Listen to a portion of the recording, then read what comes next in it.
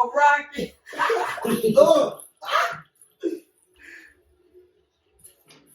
Alright, this is the part of the show where we That motherfucker started already? Yes. Oh, you always back top. I got that vodka in my shit.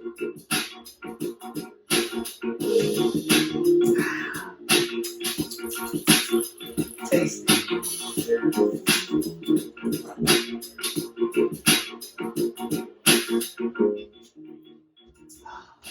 I need another shot. That boy Welcome there. to another episode of Barely Sober. We got the host here, you already know, Trisco X. We got our co-host. Oh, go ahead, my brother. Your I thing. thought we was introducing ourselves. It's Skelly, Uncle Real Skelly. Man, you got your boy Prince Chino in here, man. That's your boy Rock Hard Mighty. Mason Menard. Yeah, man. Boy, take it back to the ring. Yeah, you are Boy, there. let's see what you going to shoot the ring announcers. Yeah. Man. What the red corner at? I need to get in that bitch. What's up, fellas? So, y'all mind introducing yourselves and let people know what y'all do? Man, this your boy Prince Chino. You heard me. I'm a rap artist. Y'all can go follow me on Instagram at Prince_Chino1. That's every social media, just the same shit.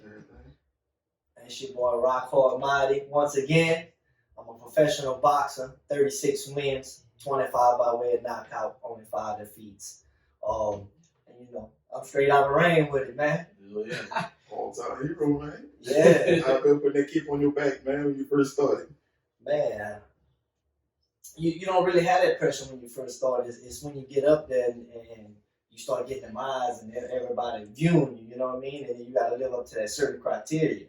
And, you know, I failed a couple of times, and that's when you find out who really riding for you and who not. Yeah.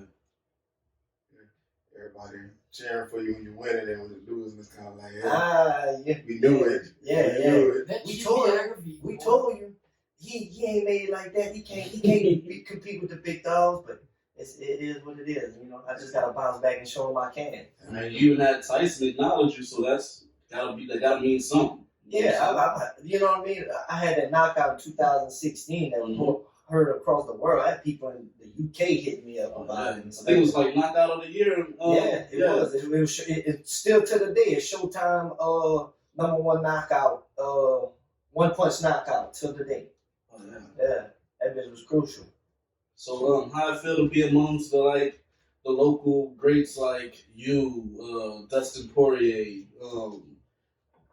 Daniel Cormier, like y'all all great fighters who made it from here, like well-known places. Them boys really doing their thing, man. You know, I'm still a step behind. You know, I give them that credit. They're ahead of me right now, but I'm about to bounce back because I lack luster on the dietitian side. Yeah. And now I regroup with Billy Thibodeau. He's from Maine also. And for my last fight, I made weight very easy at 35. So from here on out, I'm going down to 30. You know, if people go back and look at my fights when I fought top 10 guys at the weigh-ins, like Teofimo Lopez, I fought the best of the best. That's all I lost to. Teofimo Lopez, unified lightweight champion, got all 4 straps. Devin Haney, you know, they calling him the 2-time email WBC because, you know, they created another line of belt or whatever, but he's a top dog. I lost to him. The last guy I just lost to, he's top 10 material. You know, he was in the top 10. And I lost a majority decision to him. And then Raimundo Beltran, world champion as well. He fought for the world title. He lost it 3 times, and then he finally won it after he beat me. But if you go look at the weigh-in pictures at 135, these boys are taller than me. They taller and they bigger. Why? Because they had the money to back them. You know, I'm from a small town of Rain. It's hard to get it, you know what I mean, out of the mud around here. You know, it's hard. We don't have a spawn. We're not like Texas. We're not like California, New York. We don't have unity around here, and we don't have the population of fighters to really grind together and help each other out. You know what I mean? And you know, a lot of Louisiana people, whether people notice there's a lot of crabs in the bucket. Yeah. They try to pull you down soon as you start bubbling to the top.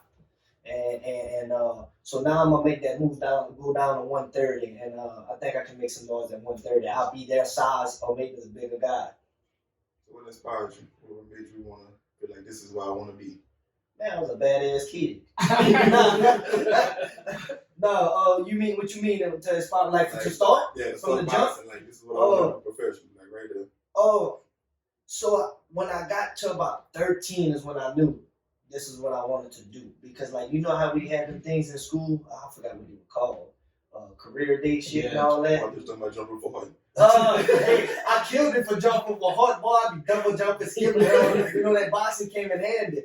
But no, man, I come from a fighting family. My dad boxed, my brother boxed, my uncle boxed. You know what I mean? And if they wasn't boxing, they were fighting in the bars and in the streets. You know what I mean? So I came from a fighting background, and I guess it's just me that it's just in me. And I was an athlete. I could play any sport. I was good at every sport I played. But I didn't like the favoritism at times when, dads were coaching and, they try to sideline you just because and I'm not saying their sons wasn't any good because they were, but they just wasn't better than me and I didn't feel that way. Right. And, boxing, I know it's just me in there. I got to do what I got to do outside the ring to get ready for it. And when I get in there, it's just me and him. So that's what got me wanting to do just boxing and getting away from other sports. And, at about 13, and that's when you get to high school, they start doing that career day stuff and all that, and you got to write down or whatever, and I'd always put pro boxing. I remember one of the teachers, I don't recall who it was like, that's not a real career. I'm like, yeah, it is. Yeah. And look today, it's a real career. That's all I do. I don't do nothing else. Right. You know what I mean? So what's the training process like before like a big fight? Like what type of steps you got to go through in order to get to that day? Man, camps, depending on when you get the call for the fight, depending on how long, but you got to kind of try to stay ready in between. So when you get that call, you already in decent shape and you just crank it up. So if you get a full 6-week camp, you know what I mean? It's a lot of hard work and dedication into it, man. It's a lot of work. Getting up in the morning, getting that road work in, 4-5 miles, whatever you got planned. And some days are 3 a day, some days are 2 a days, depending on the days and how I'm feeling. So one thing I always do is listen to my body. Sometimes you got to know the difference between pushing it over the limits and giving it a break because you went too far over the limits, so it can recoup.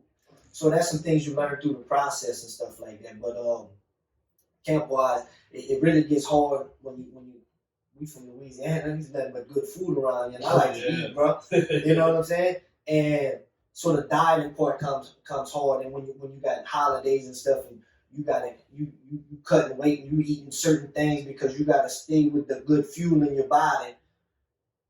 It makes it hard, man. You get around people and they like, I don't know how you do it. All this good food, I couldn't do that. I just gotta pass up. Missing that rice and gravy, man. I got to, man. You know what I mean? But you gotta feel it from my point of view. I feel you. That's how I get my bag. Yeah, if I cheat myself on that, then I'm cheating myself out of the bag. You know what I mean? I'm trying to get my money up. Right. So that's the way I look at it. I don't eat rice and gravy. I don't like crawfish, ball crawfish, crabs, gumbo and all that. I don't care for all seafood person either. You know what you got? What you got going up, man? I'm about to make my professional debut boxing. That's just true. Hey, I can curse on you? Yeah. Barely sober. All right. Man, what you mean? What made you want to start rapping, bro? You was nothing really. Hooping, everything, bro. What happened, bro? I thought you were going to the league, bro. Too short. Hey, look, I was in gym one time, bro. I was with my bar friend. Nigga took me to the studio. I went in the studio, I made a song called Can't Trust Me, Bro.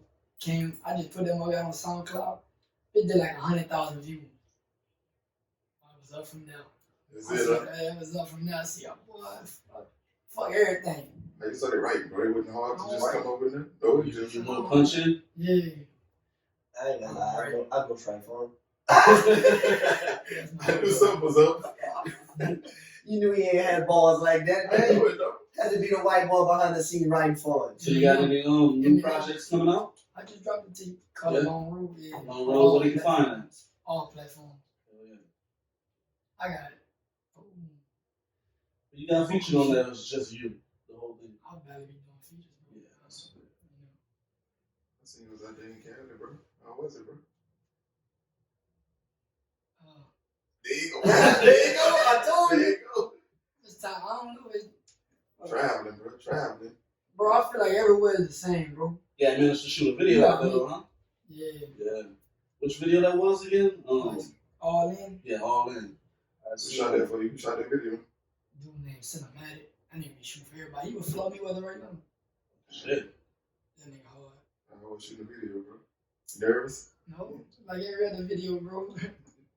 Treat everything the same. You look at the camera? Huh? Like you struggle with that. Oh. Camera. Uh-oh. That's funny, though. Chris said it, though.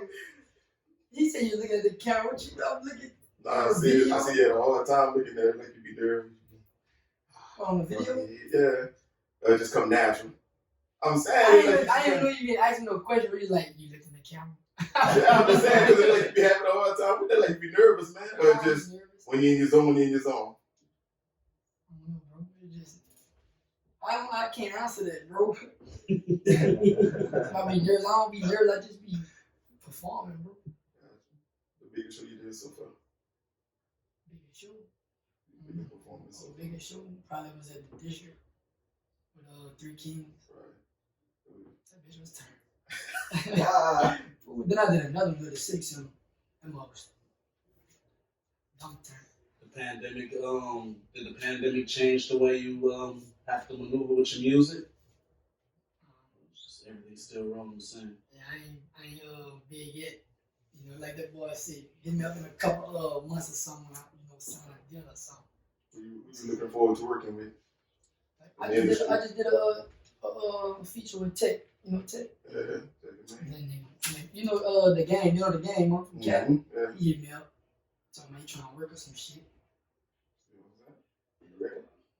Yeah, actually, nigga, I was, I don't know what I said. I was taking a shit, boy. I was taking a shit, and a nigga had DM'd me. He was like, "What's up, G? I see you grinding out there some shit. Still got the DMs and all that." He was like, so I clicked on it. See the game. Then I shit it again. So I clicked this page. It's a real nigga and all. 11 million followers verified. I hit that boy back. I said, "You fucking right, nigga." I dropped my link in his DM. Right then, that nigga said, "That's what made me hit you up, bro. I seen you on some hashtag or something, and you hard as fuck." And gave me his number. So when you come back to Cali, you know, make sure you hit me up. What you doing in there? I'm gonna take that flight today. I'm gonna take that flight after I see on Instagram when I showed you me the plane. I'm so fucking scared to get on my plane again, boy. I already know. It's a long drive to Cali, though. You take the train. Yeah, they driving The that train ain't that bad, like 3 days or some shit. 3 days. No. 4 days. 5 hours. One day straight through. So the first 2 years in Eunice, that's where you did your first track at? Eunice. Jennings. Yeah. I did a show on Eunice too, though. Live and everything? Yeah, man. Matter of fact, bro, I did a show. You know, 6 people was turning that bitch. You got groupies? I don't know. Like you got to go that kind of stuff. Somebody watching. See, nigga, you know Fredo Bang, right? Him and G Money. Them niggas had opened up for us, like, in a showing Eunice. Next thing you know, by like 6 months later, them boys start booming. Swear to God, bro. You never know when it's your time. Yeah. It takes that one person to get put you out there and you just catch one. Niggas got that bag behind them. Yeah. I be jam now. That's your What boy. you think your first fight was that made people be like, yeah, we gotta come check him out, like, you know, big name? As in worldwide or yeah. Like whenever you switch over to the professional ranks, they like how you get your views like that, like how you come from like saying an undercard fighter, like fighting like when you doing like the city centers and stuff like that. You were already professional at that time. Oh yeah. So, you know what I'm saying, but like, what make you go from here to ESPN? Yeah, like how you get there? I understand what y'all getting at. You know, some people don't know the difference, but they think just because you're not fighting on TV, that's not professional. Yeah, you see that's smaller venues. Right. That's how you get your wins up. You pick and choose the right opponents, and then once your record starts getting better, you either get signed by a promoter, or if you got a manager that knows some people, you make some calls. You know, and then with social media these days, it makes it a little easier to get in there.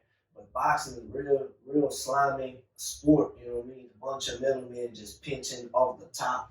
You know what I mean? Getting over you. So you gotta move with caution. And you know, I learned through the process because you know I got snaked out already. You know, quite a few times on money.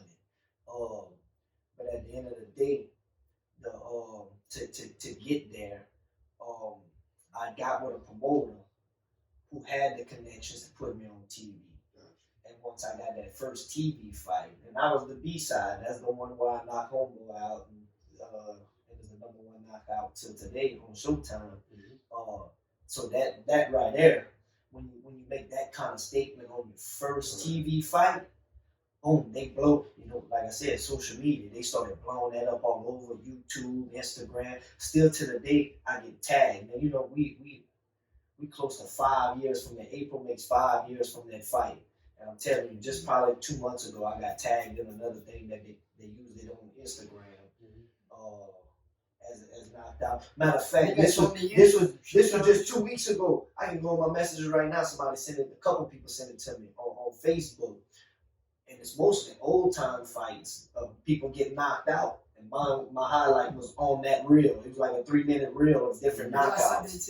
You sent that to me? Yeah, Joe sent that to me. Yeah, quite a few people. Watching, I said, yeah, exactly. You know, so it's still booming out. You know what I mean? Was it nerve-wracking going into your first TV fight? Nah, man. I mean, it's just what it is. I mean, to say you don't have any nerves, I can't say no.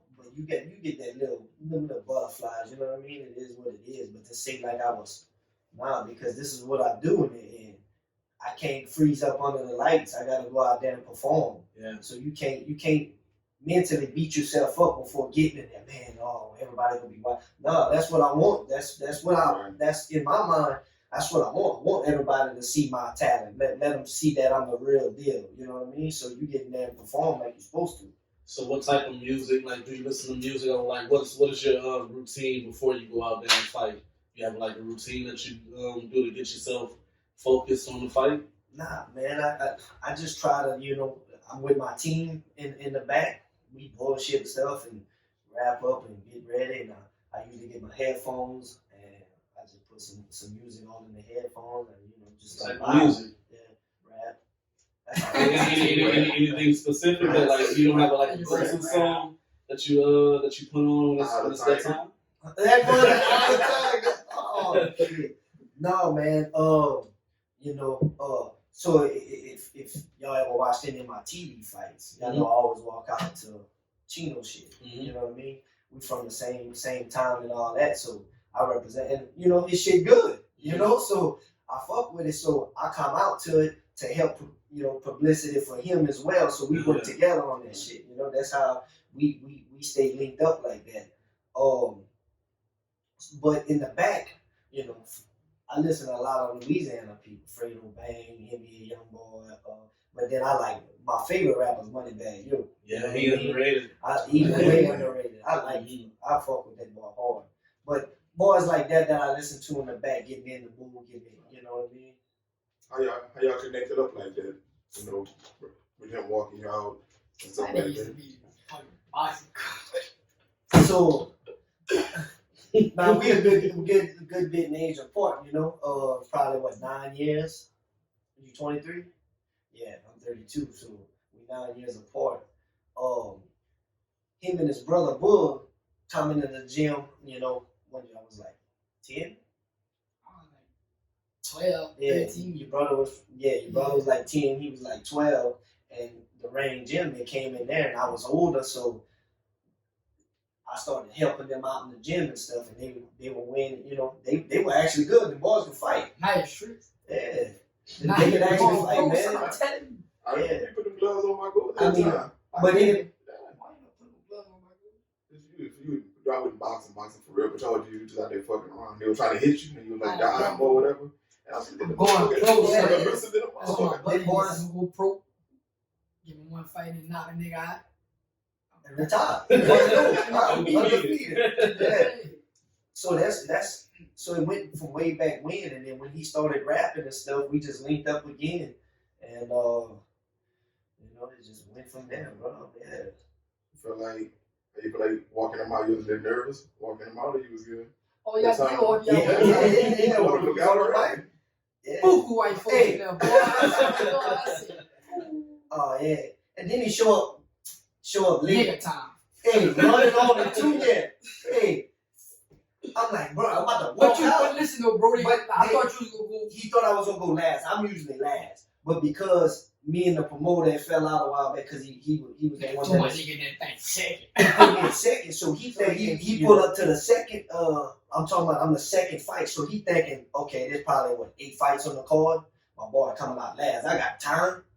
You got the biggest fight on the card, that nigga come out. That's what Yeah, you know. first. Yeah, second fight, bro. So soon as he got there, like I'm already warmed up. My opponent's already out. I'm like, I had somebody texting me. I said, man, ask him where he at. Boy said, I'm here, I'm coming. Straight to the back room, grabbed the mic. We was walking out right on time, man. Fucking Mike already was loud. Yeah. That's some good fights, man. Man. So let me ask you this. This is what I want to know. The red and the blue corner. How y'all figure it out? Like, you know how y'all got like the corners? Yeah. You got an A side and a B side. So who is the A, who is to be like the main? Red's A side, blue's B You side. already see him. Give me that red side. Nine sides, and man. it's not only, but 9 times out of the 10, that's how it is. A sides in the red, B sides in the blue. 9 times So out y'all of 10, figure out, you go like, the distance, the blue corner who low. the blue or who the red? But that's just random. No, it's not random. It's so the promoter puts on a fight, right? So he got his matchmakers, they put on the card, they match people up. So you got an up and coming fighter. You don't want to put him in with somebody in a 50-50 fight. You know what I mean? Because you're trying to build him up. You know, just say he's 3-0. He's gonna be the A side. Mm-hmm. He's y'all guy. You put him on the A side, you get him somebody that's like 3-6 or 2-5. You know what I mean? Right. You get him somebody with a lopsided record or somebody that maybe got a good record but they ain't never fought nobody that he should beat up, that you got a little information on or a little video footage of, and he's gonna be the B side. And your guys will always be the A side. So And like I said, 9 times out of the 10, your A side's in the red corner, your B side's in the blue corner, and probably 8 times out of the 10, the red corner's gonna always, Gotcha. 8, 9 out of the 10. Okay, So nigga, that's still B side on TV. Every TV fight, I was the B side. Word. Oh, yeah, boy. Every fight I was in, I was the Man, B still side. gonna pay attention for that. Yeah, man. So at what point you wanna like step back and like build you up a protege, or are you in the works with that now? So, you want to rap? he want to make his pro debut. Got him.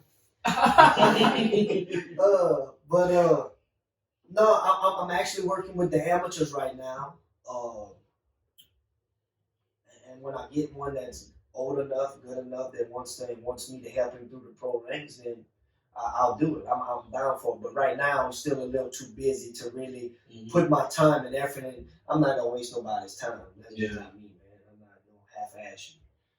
But if I can help him out along the way, I'm gonna help him out. But right now, I'm helping out with the amateurs in Rain at the Rain Gym, Rain Eastside Boxing on Port Pole Road. And so I just got certified as a coach, as an amateur coach. So I just went to a fight this Saturday with a kid that I help out and train with, and he's 14 years old, and he lost a close decision. You know what I mean? Kid ain't with COVID, he ain't fought in over a year. Yeah. He did good, but to the pro side, I do want to deal with that in the future. Training, whether it's training, managing, promoting fights. Well, I'm gonna try to get that rolling. Yeah, that would be dope if someone was to like be serious about promoting fights in this area. Yeah. It's something that's like I said, it's written down to do. It's just I gotta wait for the right That's time. something that needs to be done because, like you say, even for yourself coming out, it was harder because nobody was really doing it. Yeah, exactly. And Chad has started doing it, so that's what helped me build up through around here. So this is my thing. I have to get a gym once I let my career either done or close to the end, or I get some people that's gonna really help me. establish a gym where you got fighters, and then you start putting on these fights, because then you can put your guys on your local cards, because that's what sells is the local kids. You bring somebody that's 5-0 from Arkansas and put him as the headliner. Yeah. You know, if you're not a boxing fan, you know, if you're not just a boxing fan, period, that likes stuff like that, you're not going to it. You're going to follow and put your money behind people you know. So that's the thing. Like I said, I'm in the process of trying to build that up.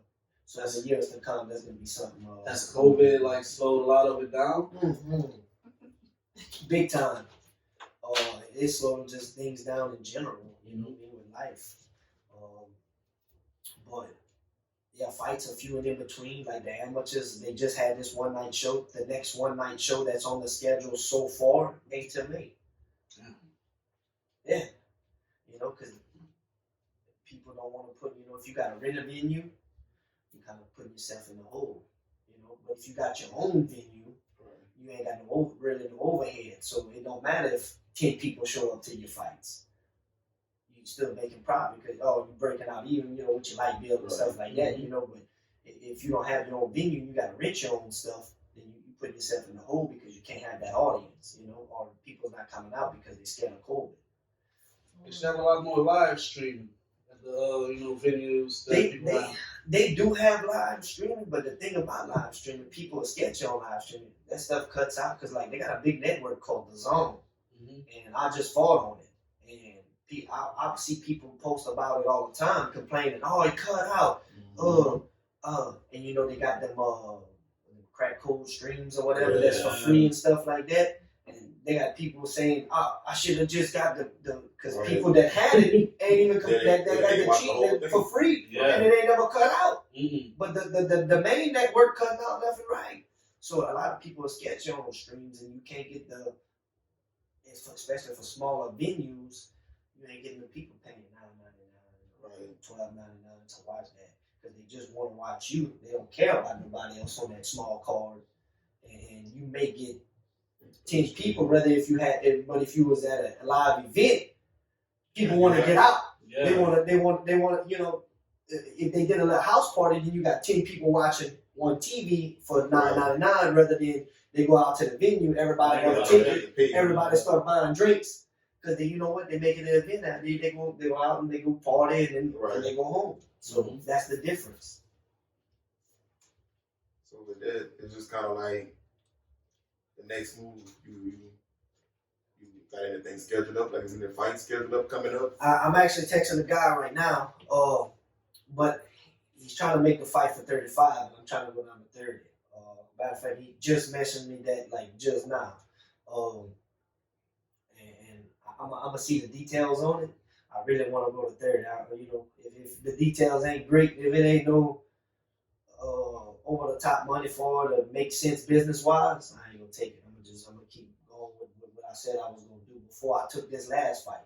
I just didn't know how my body would react because I hadn't fought at 35 since 2018 when I fought Teofimo Lopez, and I killed myself to get down because like I was like, man, like he was there. We was in New York. We was at Madison Square Garden.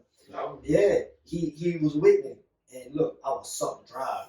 I was miserable. About 12 at night, texting me talking about, boy, I'm about to drink his water. So, I'm telling you, it was crucial. It was crucial. I see on your snap, I think that was the last fight or the fight before. I think it had to drop down like 3 pounds or something like that before all it was the last fight or the fight before. But I remember one time I was just following like while watching your snap, and I was just like, damn, why the fuck this boy got that fucking weight that fast? I remember you put it to the side by side thing.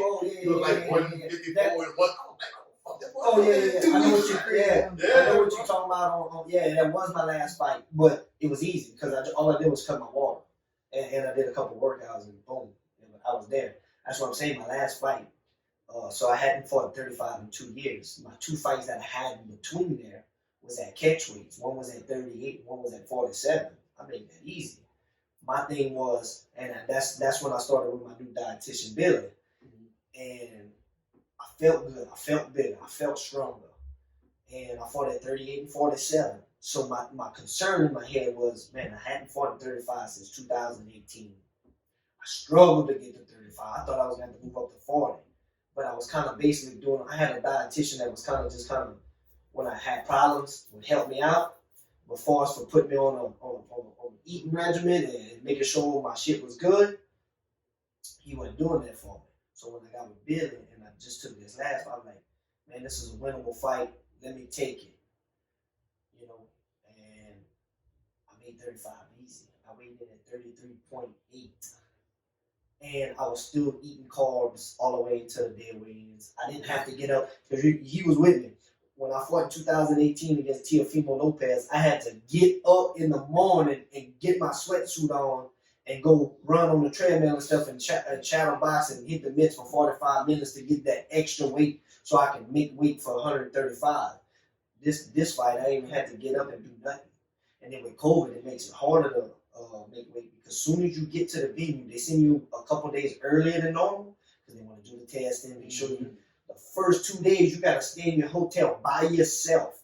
So I was in my hotel room for 2 days, training myself, running back. Look, I swear to God, running back and forth. Got my heater busting, got my sweatsuit on. I'm running back and forth in my hotel room because they won't let you out. They won't let you go to a gym. They won't let you go to a treadmill. Won't let you go outside. Nothing. Your trainers can't go in and hold the mitts for you so you can get some work in. I'm jump roping, running, and shadow boxing in my room for 2 days straight to where I can keep cutting weight. Unlike if this COVID wasn't in effect, I'd have still been home. I'd have been at Reds in the sauna, getting it off easy. Yeah. So I'm gonna go down to 30 because I still had water to cut. I didn't cut all my water out. I was still eating carbs. I didn't cut no carbs out, and I didn't even have to get up. So if I got up that morning and sweated and cut my water out, I make 30 easy that night. So I said, I have this. I'm going on 30. Well, So Corona just saved that, bro. So is it do you find it challenging? Because I know a lot of fighters, like when they go down weight, a lot of times they face challenges with that. Do you find it challenging, like going back down weight and trying to fight from there? As in, let me try to understand what you're trying to ask. Like as in going down, you talking about as in going down to the weight that I'm fighting at, and then rehydrating, and how do you perform when you? Yeah. So this last fight, for example, I weighed in at 33.8, right? We usually do weigh-ins is about 24 hours, give or take, before fight time. You know? So you always got that 24-hour, we call it 24-hour rehydration. So I weighed in at 33.8.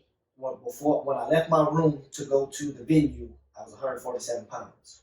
So you gotta replenish your body. You gotta put the good stuff back in. You just don't go and pig out and eat all kind of crazy stuff, you know.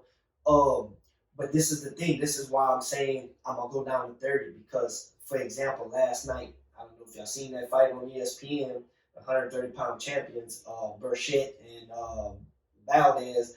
I think that's his last name. Yeah. They fought. So they weighed in at 130. Burchett rehydrated to 146. The other cat rehydrated to 140, right? So I'm fighting 35. I rehydrated to 147, which is what them boys at 30 rehydrated to. And the guy I fought that night rehydrated to 154. Because his manager had told us that's the difference. He said, my guy's bigger than you naturally because he rehydrated 154. So, and he's not considered a huge lightweight.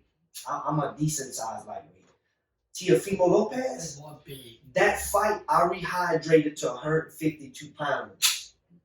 And he was way bigger than me. I guarantee you the night of the fight, he was at least 58, 60 at 135. These boys are big. You know what I mean? So it makes a difference when you get in that level of competition and y'all close to the same calibers, but he's the bigger guy. If y'all both good, the bigger guy usually always wins. Right. It just is what it is. So, Crawford or Spence, who you think better, Spence. Thank you, bro. Listen, before the wreck and before these last couple fights, I was high on Spence. When Spence fought Kell Brooks, when they made that fight, Kell Brooks and Spence at 47, I said, winner of this fight is the main dog at 47. Yeah, so that to me, I didn't even know who Spence Yeah. was at that time. Yeah, I like Spence. Yeah, That's why I I asked. like Spence too. Man, but Crawford's so crafty. You just don't know.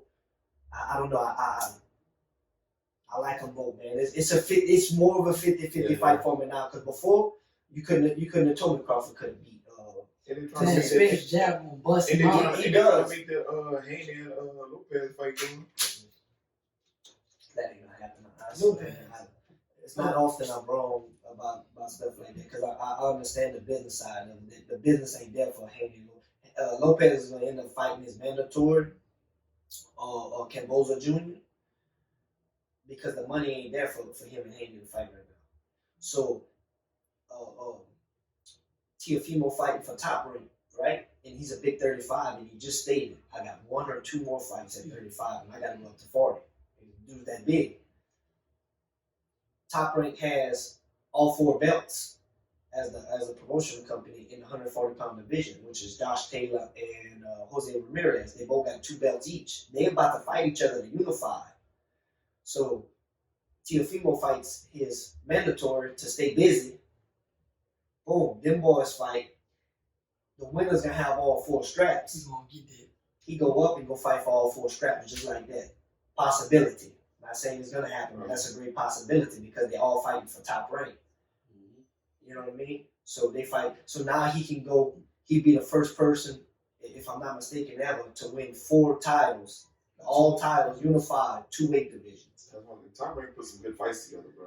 They do. They look out for that guys. Yeah, They bro. do look out for the guys. Bob Aaron's a great promoter, man. It seems like they're keeping everything in a circle. They Yeah, do. bro. You have to. It's in-house. It's called in-house. Yeah, bro.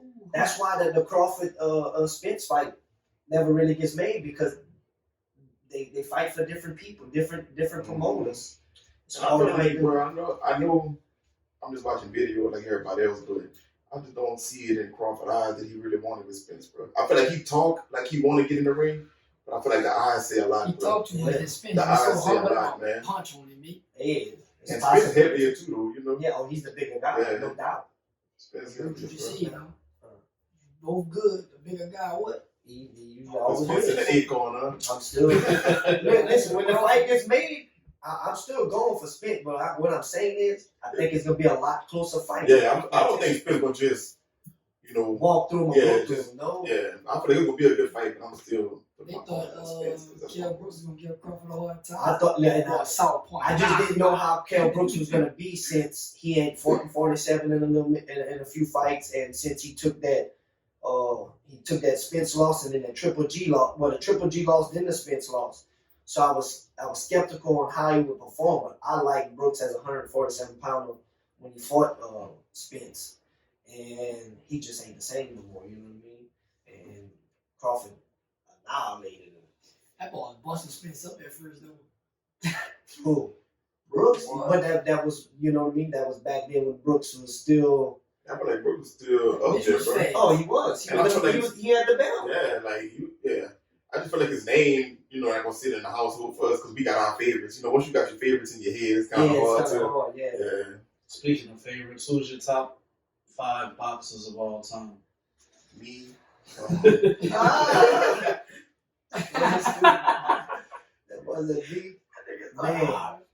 So a lot of people because Muhammad Ali and what he did and all that. I didn't grow up in that era. I didn't watch much of Muhammad Ali, so I'm not gonna put him in my top 5 that I like. Mhm. But is he a top 5 greatest? Of course. Personal was gonna go favorites, Of bro. course. He's arguably number 1, number 2, if you got a number 1, number 2, number 3, he's in there. You know what I mean? That's just who he is. But I didn't really watch much of him. Yeah, I feel like me neither. You know what I mean? So I can't. watch that, bro. So Mayweather, Yeah, number 1 is Mayweather. Mayweather. Yeah, that's my era. Mayweather. I mean, he wasn't the most exciting fighter because but the signs of boxing is to hit, not get hit, and he kind of get a Boy, how they mastered get that. miss. That's You know? exciting. You know, I just make something Yeah. miss it.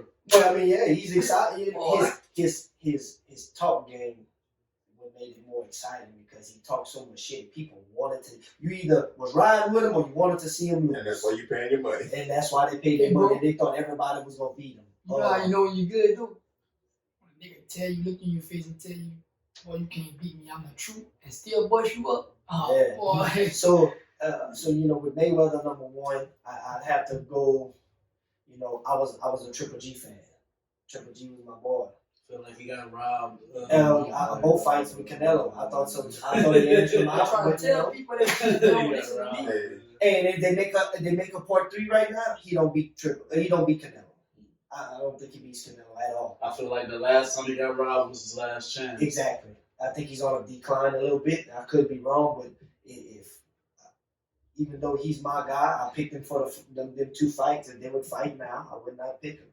If I was a gambling man, I wouldn't put my money on him.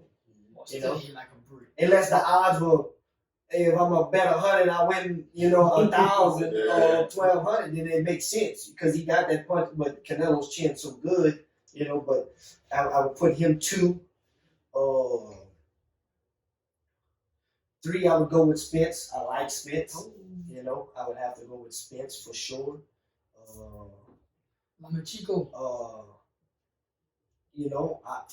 I'm gonna go with Teofimo. A young cat. He still got some stuff to prove. But man, I like Teofimo. Even he beat me. It is what it is. He clipped me. But he's doing. He's doing his thing. I mean, he's a unified champion. Like I tell people all the time, but when I bring the fight up, Mason ain't got nothing to be embarrassed for because the motherfucker knocked everybody. You know what I'm saying? He just beat the guy who they were putting at #1 pound for pound. I feel like Mason never lost to him bums. You know what I'm saying? It happens, though. No. That's what I'm saying. 3 of the guys world champions. One of them, he's the dude I just recently lost to. Unless they have some kind of vacant title come up or something, they can slide him in right. He'll become world champion, but less then I don't see him becoming world champion. Just keep it real. So yeah, I'd have to go with Teofimo on 4, and then 5. Man, I like Tyson Fury, dog. I like Tyson Fury. Man, that's my dude. Both time he fought Wilder, I picked him to win. Both times people like, especially the first time they're like, ain't no way that boy gonna beat you. I said, the boy gonna beat him, man. And he won that fight. The first fight he won. He won that fight clearly. The only 2 rounds he lost was because he got dropped. I wish T was here, but T would already get out. No, I feel like the boy lost, but I feel like the boy won. Man, man. Fuck Tyson Fury, bro. Why you put you in bro? I mean, they ain't put Roy Jones in there. That bitch Jones. True. Hey, listen, Jones was. I'm more shooting right here to basically active fighters. Right. You know what I mean? Floyd just retired not long ago. Roy went over the hill. He should have retired once he grabbed that heavyweight title and did what he did. But man, Roy got like 10 losses now. Yeah, he Roy would retire. He's supposed to retire. He fought too long. Yeah. He just fought. He fought 2 years ago, and then he just did the exhibition against Tyson, who ain't fought in 15 years, and they the same age. And Tyson beat. You know what I mean? I know it was an exhibition. Yeah, but Tyson beat him. So you figure this guy was just fighting 2 years ago. Tyson ain't fought in 15 years, and you let him. You know what I'm saying? You let him touch you up. Mm-hmm. But in his prime, he was the best. Arguably the best there was. What you think about the new like the YouTubers and stuff who's breaking into boxing, like Jake Paul's, Logan Paul, and all them who's breaking into boxing? So you talking about the same dude that knew about the crack in his head? Yeah. The one that just beat Nate Robinson. Oh, yeah. So there's two ways. People. A lot of these boxing guys are like, oh, they diminishing the game. Just disrespect and stuff like that. But these dudes doing numbers. Boys getting that bag. They getting that bag. Would you box? So you gotta look at it like this. It's a business at the end of the day. These boys bringing money to our venues and fight. You know what I mean? They register because people think you gotta have a long. Dude, they got guys that have no amateur background, went pro and did something with it and became world champions and stuff. Who, man? Huh? Did that? Oh, they got Caleb Plant. Nah, he was a kickboxer. You know what I mean? Nice too. I just watched him for the first time on ESPN, bro. Yeah, he's nice. If I'm not mistaken, I don't think he has no amateur boxing background. I think he just came out of kickboxing and went pro in boxing. You know, it's athletes that are doing it. You know what I mean? It's just not some ranking thing dude off the street just like, no. It's usually an athletic type of when they do dude. that. See what happened to Nate Roberts. Exactly. You see what I'm saying? People think it's a game. He got flatline, right? So, but they famous. They got name. People want to see that. They bringing people to watch the sport that ain't never watched the sport before. Yeah. So some of these people gonna start taking, oh man, you had a good fight before them, and they watched it because they were waiting on him. Man, I'm liking this. So let me see what's Then next. you got new fans to put in money in the system. Mm-hmm. So I'm not against it. You know what I mean? It's business at the end of the Would you day. take on one of those fights? Like if Logan Paul or Jake Paul was Come to on. put At the end of the day, it's a business. Oh, yeah. The boy get that money with you for you. No, I know. The boys make stupid amount of money. And it's what they bring. But You see, you bringing YouTubers and you know NBA players yeah. the last time. You know what I'm saying? You get in there with Nate Roberts. You playing basketball. Wow, buzzing boys off. Beat me with that ass, boy. Okay. Make sure we don't tag him. But who your top 5, man? Rap. Top 5. Gates off the jump, I already know. Chino. Yeah, Kevin Gates. I don't know. Fuck, I don't know. I can't put you do like top 5 active rather than, you know what I mean? Because you gotta start thinking about all them old school guys that might have future. Pop and this and that. You know what I'm saying? You know? Yeah, I feel like you don't matter to say that. Though. Yeah. It's a whole different age group. Exactly. That's like the boy saying Rakim and all them boys. What was this? I don't know that. I know all this. Yeah, that's me. I don't know. This niggas I listen to, bro. Listen to Kevin Gates, Young Boy, Fergal Bang, Tech, and myself. Oh, and I listen to D Weezy. You know D Weezy? Yeah, he came on the show. Oh yeah, big boy. He from Crowd now. Yeah. And I fuck with I ain't gonna lie. I gotta do about top 10. Alright, go ahead. Peasy. That's it. Top 10. He had a off the bench man. 6 man. He had a 6 man. Threw I him had in. to go back James Harden. Oh yeah, I fuck with D-Weezy though. The boy music really jam, bro. Yeah, D Weezy dope. Yeah, I heard a couple songs because, you know, internet, Facebook, man. I see him posted on that. I listen. Yeah, that boy Yeah, you jam. got some shit on the way. Yeah, y'all was just in the studio I see together. him working. I see him up lurking. I be hiding behind the trenches peeping. I see what's going on, who connected with who. Man, So when y'all planning on dropping that, bro, you're gonna do easy. I don't know, D Weezy be playing, man. Oh, call him He in out. the studio. Yeah, I'm calling him out. You gotta see this. I hope he get on here too. Y'all put that as a joint project or just one song that y'all did? I don't know. He wants to do EP. I was down for it. Yeah, I think that was good. Yeah. Good look. Where you get your beats and stuff from? Got the nigga I be fucking with now from out of New Jersey. You just- Nice. You just sing your shit and you Yeah. just pick at a little, Uh, or you fuck with everything. Everything you sing, you fuck with, or you just sing your shit and you let them know what you fucking with and what you not. Usually like fuck with like shit. Say you want to add like some bass or something, you'll send it back and he'll do it. Or I just be telling nigga, man, send me your hardest tracks, bro. That nigga just so send he me have your to come hardest into it. tracks. What's his name? Nigga name K6 or some shit like that. Yeah, he just let me listen to a couple of them. Oh, yeah. So besides rapping, like would you step into like acting and stuff? Because I can see you doing acting or something like that. You know what I'm saying? Something That like bitch can't act. I'm about to say, fuck you, classes to do that. Shit, rappers and everything, you got their hands and everything. Yeah. now, Oh, yeah. You know what I'm saying? He had to grow more into it. You know what I mean? Put some merch together. T-shirt, He got hood and shit. You know, yeah. He got that. Yeah, put that shit out. Go on PrinceChino.com. I got book merch on there. I be selling too. I believe it. Well, especially once you get that buzz, everything gonna take off. Yeah, that's Buzz and you that. gotta have that in line so when it does, boom, that's extra money. Yeah, that's why I see you need that back end bag, man. Yeah, How about you, Mason? You got merch too? I don't have nothing on like online and nothing, you know, when I was doing my fights and stuff. But I'm working on some shit right now. I ain't gonna release too much, but Yeah. I got some shit in the making as well. You know, like you said, that back end bag.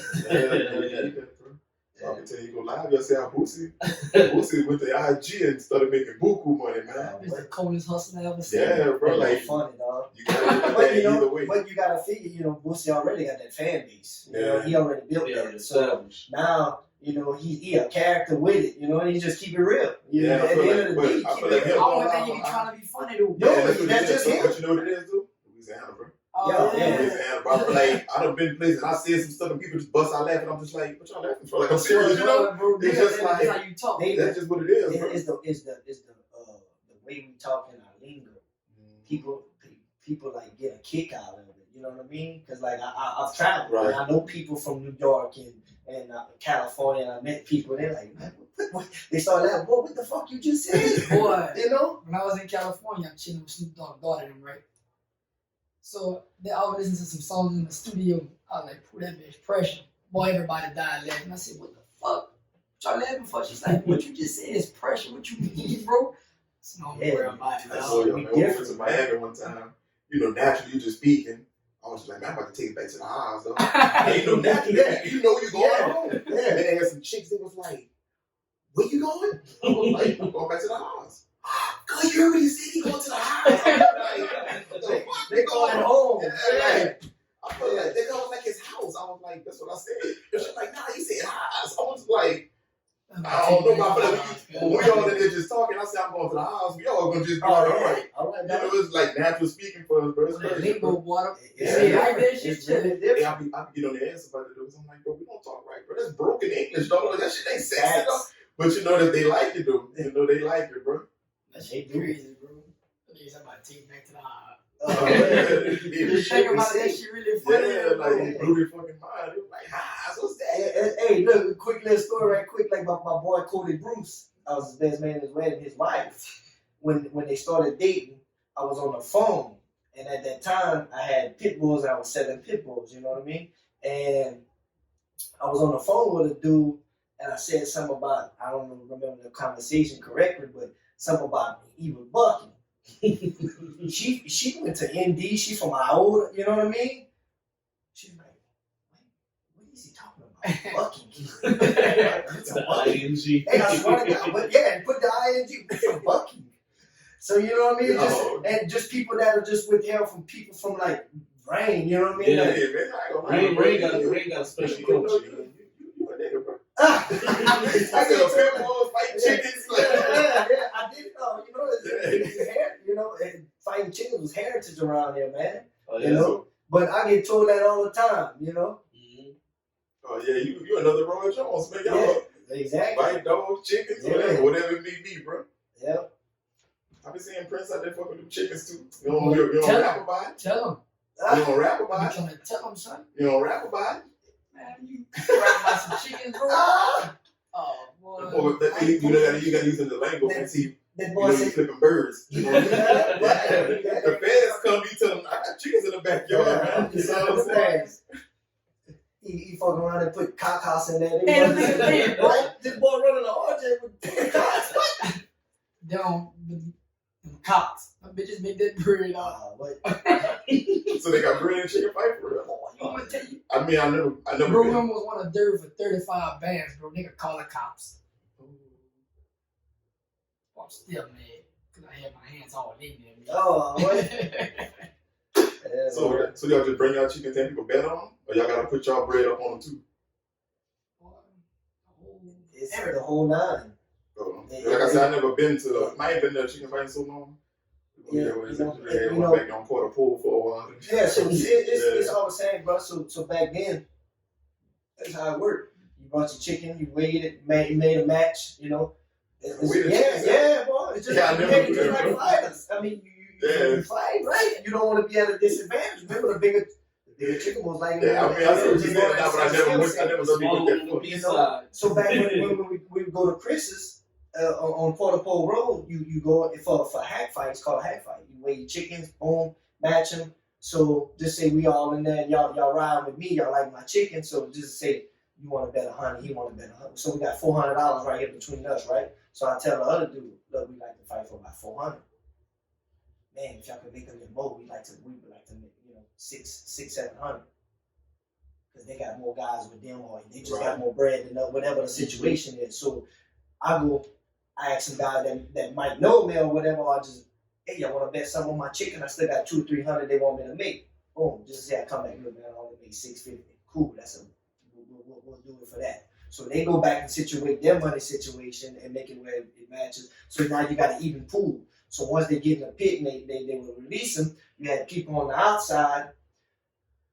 They waited till they could see both chickens because they didn't know who had what. So once they see who has what chicken and the way they look, they like the way that chicken look, they start hollering bets on the side.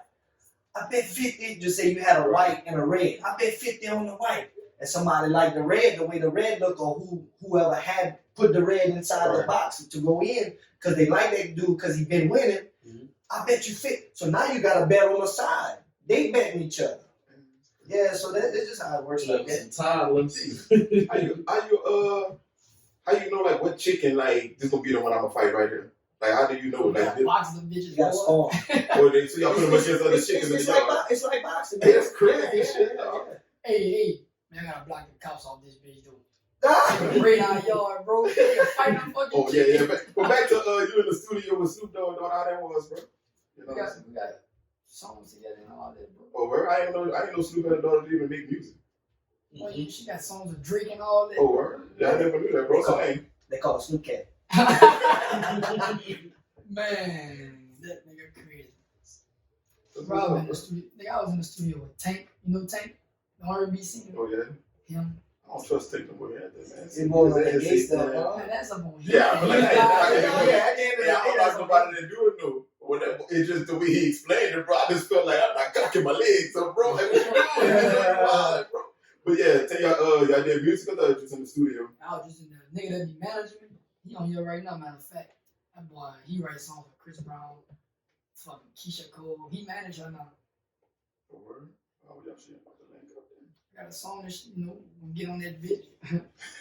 You think I'm playing? No, I'm getting everything you saying, my bro. That's just funny because I feel like though you don't think, you watch people grow up. I mean, you don't think nobody ain't gonna be shit, of course. But you don't watch nobody grow up and think, man, this person gonna grow up and be doing music with Keisha Cole or somebody, this man gonna grow up and be on ESPN. Or, you know what I'm saying? You don't think like, you know what I'm saying? I went to school, with this person, and you'll never think, this person gonna be where they at, Yeah, that's when people get up there, and that's one thing people like about me.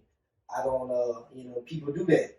When they get up there, they don't fuck with nobody, or like talking about. You know what I mean? Like, exactly. Exactly. Nah, man, I'm like shit like this. I get fair. I'm still comedy. That's just what I like to do. You know what I mean? Right.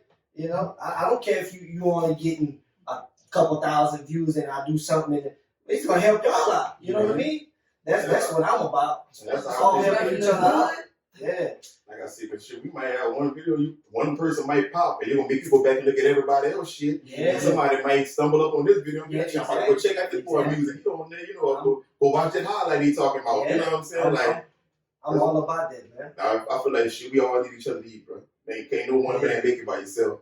Yeah. We all gotta piggyback off each other and all that, but niggas don't be like to see other niggas up. And that's the sad part, though, bro. That's why I said that earlier. Yeah. People around this area is proud about it, man. It is what it is. And I know this firsthand. Before we wrap this up, bro, I just want to know one thing. You know what we have 5 years from now with you, bro? 5 years? From now. About 6 months. Shit. You don't want to surprise me. Probably one of the biggest artists you know. Hot. One of them, something. You want to jump on the track? Originally, huh? I don't mean to cut you off, but in about 2 minutes, I'll be in the bathroom. That's where I'm gonna be. Hold up. 5 years from now, we'll be it. 5 years from now, I see I'm 32, 37. I should be close to retiring in boxing. Hopefully, world champion. That's the direction I'm going in. My own gym, coaching and promoting or managing and training fighters and doing personal training, and it still goes right from my personal trainer, man. You're doing that, right? Because I need some training. Yeah. This is all week, bro. Big Salt, yeah, Salt's come. Sauce been cut, but y'all want to set up just a little match between y'all two. No, okay, let me get my skills up first. Yeah, I get you Then right. I'm gonna come I get get you right. Then I'm gonna come get 'em, you feel me? But Yeah. yeah, we're gonna wrap this episode up with Battle Over, man. I appreciate your boys for coming. Hopefully the last time when you blow it. Yeah, well, man, we can wrap this bitch up, man. I really appreciate your boys coming, man. If y'all wanna let them know, All my social media is Rock Almighty, whether it's Instagram, Facebook, Snapchat, Twitter, Cash App, Venmo. Send me Polly Bread, bro. where we at, Chino? Hey man, go follow me on Instagram. That's what I really be fucking with. At Prince_Chino1. Go follow me on Twitter at YBK4 like number 4. If you But, haven't missed any of that, the link will be in the description. Man, shout out to all my boys, do you hear me? I got to do a shout out to my nigga. Shout out to my nigga Sid, shout out to my nigga Bull, shout out to Ron, shout out to that boy Big Tip, shout out to my nigga Moore, shout out to my dog Rocky, shout out to Skillet, shout out to my boy Trick. We battling sober, man. Hey, I'm about to wrap this up. Let me go shout out to Trisco bathroom right there. Oh, I got the phone, son. Come on, man. Bitch on the bathroom, feeling love today. What?